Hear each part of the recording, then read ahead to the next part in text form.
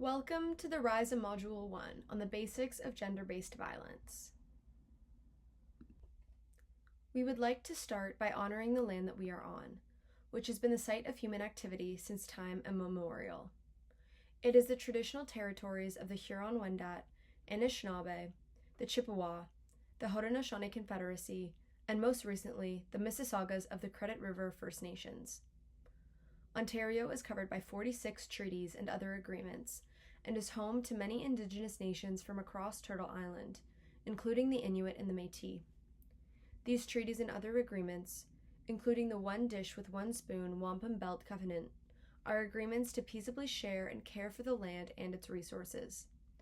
Other Indigenous nations, Europeans, and newcomers were invited into this covenant in the spirit of respect, peace, and friendship. We are mindful of broken covenants, and we strive to make this right, with the land and with each other. We are all treaty people. Many of us have come here as settlers, immigrants, and newcomers in this generation or generations past. We would like to also acknowledge those of us who came here forcibly, particularly as a result of the transatlantic slave trade. We therefore honor and pay tribute to the ancestors of African origin and descent on these lands. This module is being brought to you by the Barbara Schleifer Clinic. We are a specialized clinic in downtown Toronto offering free, trauma-informed, wraparound services to women and gender-diverse people who have been subjected to violence. This includes professional counseling and transitional housing services, legal advice, representation, and court support in the areas of family, immigration, criminal, sexual assault, and harassment law, multilingual interpretation in 200+ languages, and social purpose enterprise, centralized intake and client advocacy services, including case management and special projects. We've served over 14,000 women and gender diverse people from diverse communities last year and over 120,000 since 1985. You probably discovered this module through our RISA tool for service providers. RISA stands for Risk Identification and Safety Assessment. The tool was developed for frontline service providers working with survivors of GBV. We developed the tool over a 5-year national risk assessment project funded by Women and Gender Equality Canada. The tool aims to help survivors understand the level of risk they might be facing and plan for their safety. It focuses on survivors' experiences of GBV, as well as institutional and social factors that could affect their level of risk. There were many people who helped inform the tool's development, including survivors and service providers across Canada. To learn more about the RISA tool, GBV risk factors, and safety planning, please see Module 2 or visit our website, riseaboverisk.ca. A gentle reminder as you go through any of our learning modules to practice self-care.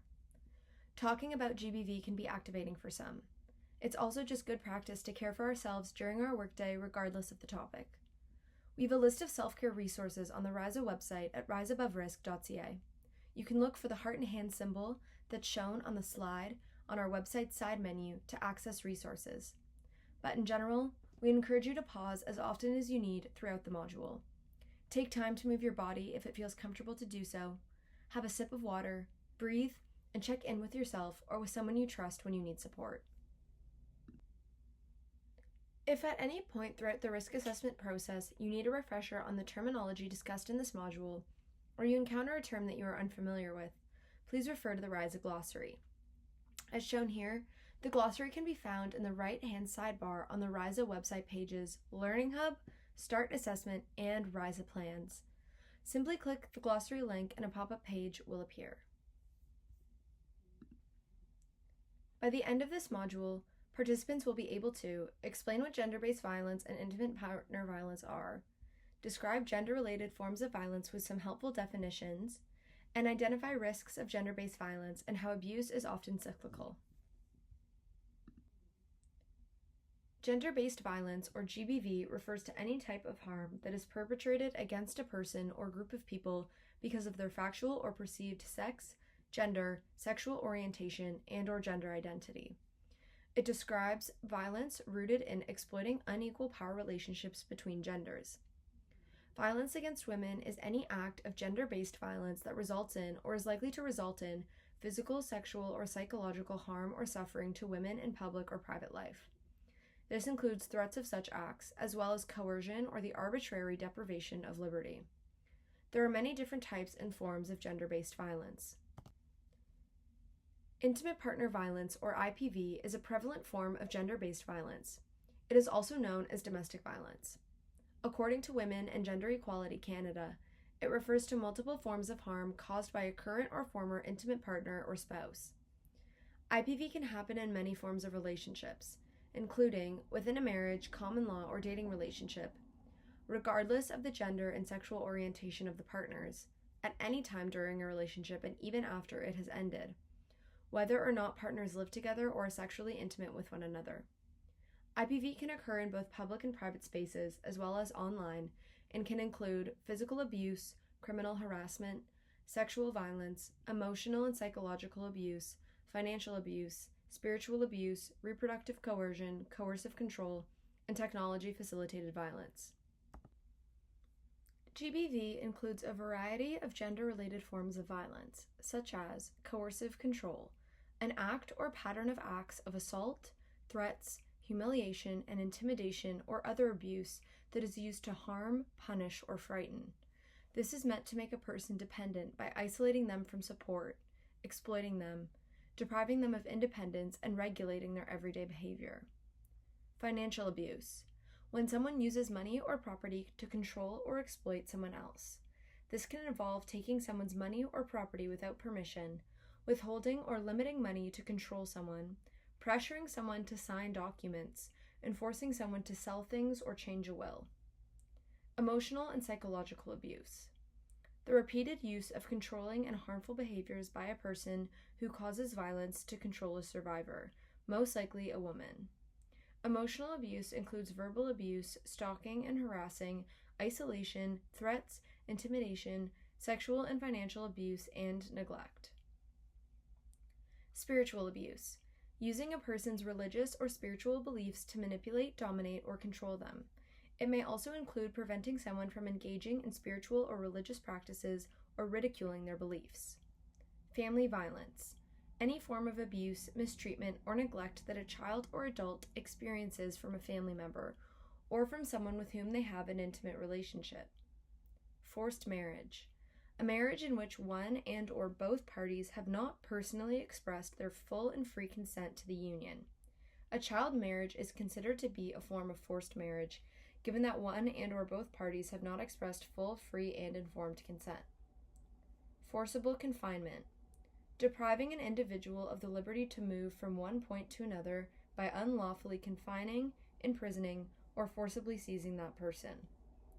Economic coercion.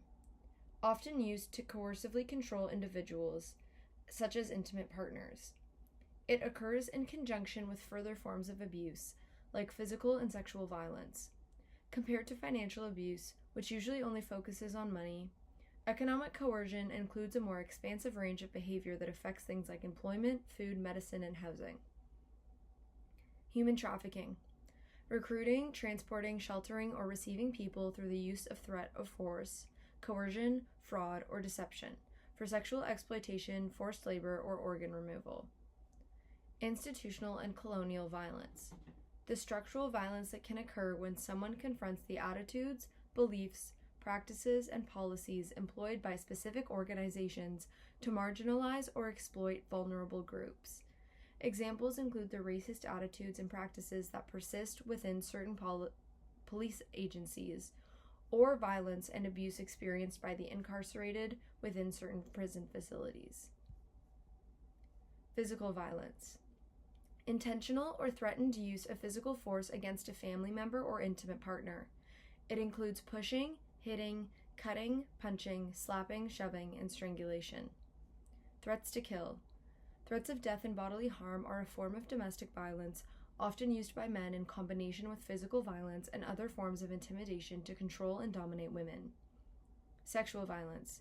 References to any unwanted sexual contact, including sexual assault and sexual harassment. Technology-facilitated violence. a modern form of gender-based violence that utilizes digital technologies to cause harm. It can include hacking, surveillance and tracking, impersonating, harassment, recruitment, and malicious distribution. Globally, nearly 1 in 3 women have been subjected to physical and/or sexual violence by an intimate partner, non-partner sexual violence, or both. This equates to approximately 735 million women who have experienced such forms of GBV. Worldwide, as many as 38% of all murders of women are committed by intimate partners. Globally, 81,000 women and girls were killed in 2020. Around 47,000 of them, or 58%, died at the hands of an intimate partner or a family member. In Canada, self-reported data collected in 2018 shows that 44% of women reported experiencing some form of IPV in their lifetime. Although people from any background can experience GBV, those at a higher risk include women, young women and girls, Indigenous peoples, 2 SLGBTQIA+, and gender-diverse people, women living in northern, rural, and remote communities, and women living with disabilities. Black women and immigrant women also face elevated rates of GBV. 61% of Indigenous women reported experiencing some type of IPV in their lifetime, compared to 44% of non-Indigenous women. Transgender and gender-diverse people in Canada were significantly more likely than cisgender people to have been physically or sexually assaulted at least once since the age of 15. In 2019, women living in rural areas experienced rates of IPV that were almost twice as high as those in urban areas, 860 versus 467 victims per 100,000 people. These rates were close to 4 times higher than those for men in these areas. In the same year, 4,518 seniors experienced family violence in Canada, most of whom were women. Survivors of intimate partner violence may feel trapped in situations of abuse, which can create a cycle of abuse that may be very difficult to escape from. There are many factors that may weigh on a survivor's decision to leave an abusive relationship. Survivors may fear that leaving will cause the perpetrator to become angry, worsening the violence. Leaving an abusive relationship can also be very difficult when children or pets are involved, as there may be concerns over retaliation or custody disputes. Survivors may fear becoming isolated from friends and family if they leave an abusive relationship and may lack the social support to assist them in leaving. Survivors may also not have access to the resources needed to leave, particularly the financial resources to support themselves. There may be social, cultural, or religious barriers to ending a relationship that can make the decision to leave very difficult, potentially causing shame or judgment.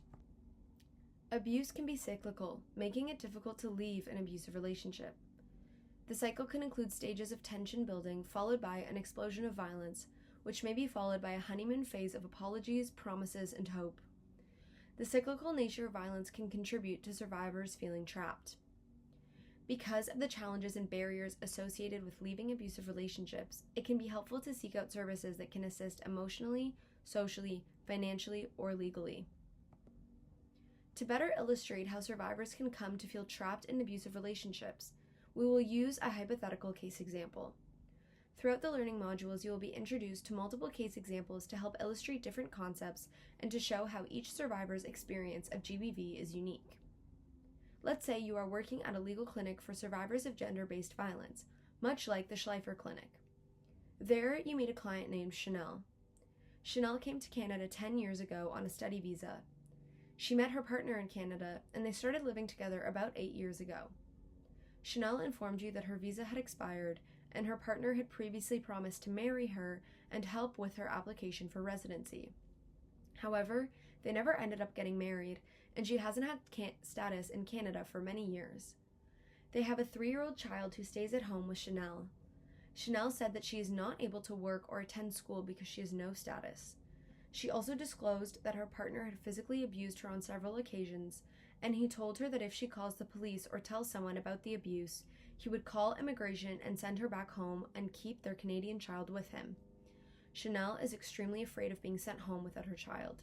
She has no family or friends in Canada and no financial resources for her and her child. Chanel feels trapped in a cycle of violence and does not feel like she can leave. The threat of being deported without her child makes her extremely scared of reporting the abuse. Furthermore, her lack of social support and access to financial and other resources make it even more difficult for her to leave because she does not know where to go or who to ask for help. The good news is, now that Chanel has disclosed the violence to you, you can provide her with resources that can empower her to leave. If you would like to test your knowledge from this module, we've created a short downloadable quiz and an accompanying answer key. Please click the link in the video description to download the quiz. This brings us to the end of Module 1. To continue your learning, check out Module 2, Part 1 in the Learning Hub. There are also other modules you might want to check out, which are pictured on the slide. Thank you so much for taking the time to complete Module 1. Thank you for the life-changing work that you do and for going out of your way to learn more about gender-based violence.